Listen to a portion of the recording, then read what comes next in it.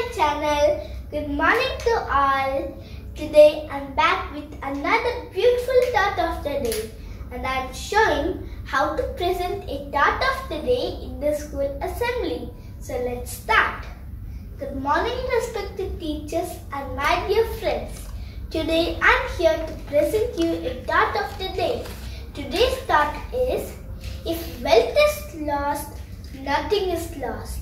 If health is lost, something is lost.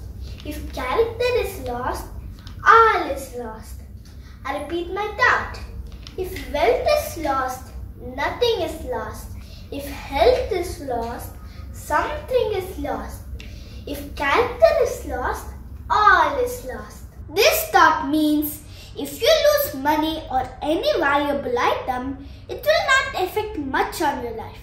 If you lose your health, it will affect a little on your life. But if you lose your character, it will affect on your entire life. Thank you. Thank you for watching this video. Please like, share and subscribe to my channel. In the next video, I will be back with another beautiful thought of the day. Bye. Have a good day.